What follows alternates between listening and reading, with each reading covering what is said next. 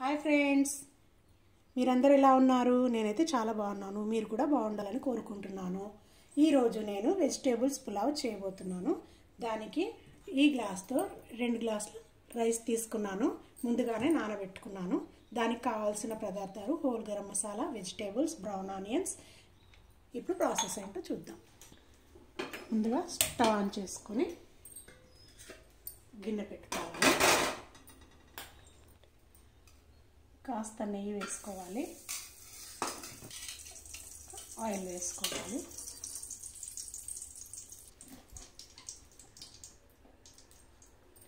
నెయ్యి నూనె వేడెక్కిన తర్వాత ఒకటొకటిగా గరం మసాలా యాడ్ చేసుకోవాలి.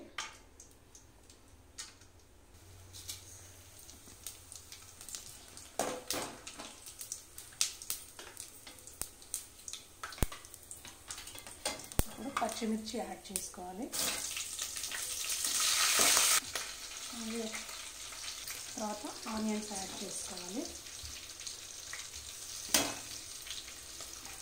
ఇలా ఆనియన్స్ వేగిన తర్వాత అల్లం వెల్లుల్లి పేస్ట్ వేసుకొని పచ్చి వాసన పోయే వరకు వేయించుకోవాలి.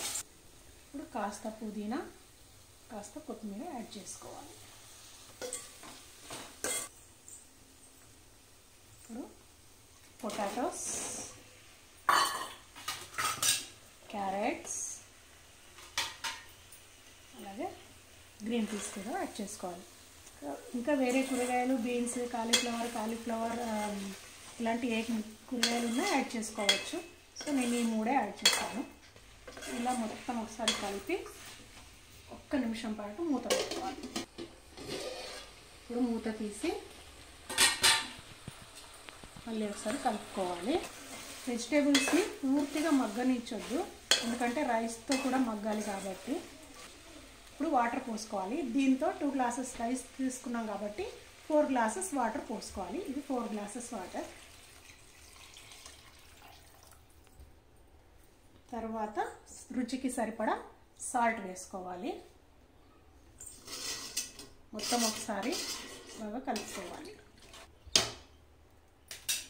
ఇప్పుడు దీన్ని బాగా మరగనివ్వాలి. మూత తీసి చూసారా ఎలా మరుగుతున్నాయా? ఇలా మరిగేటప్పుడు సిమ్లో పెట్టేసుకొని ఈ రైస్ మొత్తం ఇందులో వేసేసుకోవాలి. ఇలా రైస్ మొత్తం వేసుకొని మళ్ళీ ఒకసారి బాగా కలుపుకోవాలి.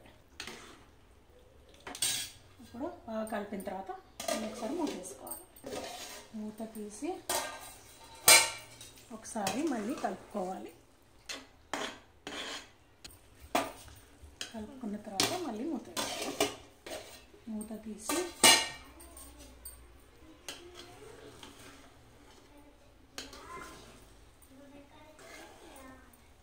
నీళ్ళన్నీ ఎగిరిపోయాయి చూసారా? ఇప్పుడు రోస్టెడ్ ఆనియన్స్తో, బ్రౌన్ ఆనియన్స్తో అండ్ కొత్తిమీర పుదీనాతో టాపింగ్ చేసుకోవాలి. టాపింగ్ చేసుకున్న తర్వాత మళ్ళీ ఒక 2 నిమిషాలు మూత క్లోజ్ చేసుకోవాలి. మూత తీసి చూద్దాం. వావ్, ఎంతో గుమగుమలాడే పులావ్ రెడీ. చూసారా ఎలా పొడి పొడిలాడుతూ వచ్చిందో? ఇప్పుడు సర్వ్ చేసుకుందాం. చూసారా ఎంతో గుమగుమలాడే వెజిటేబుల్ పులావ్ రెడీ. నా రెసిపీ కనుక మీకు నచ్చినట్టయితే లైక్ చేయండి, షేర్ చేయండి, కామెంట్ చేయండి. ఇంకా నా ఛానల్ని సబ్స్క్రైబ్ చేయండి. Thanks for watching.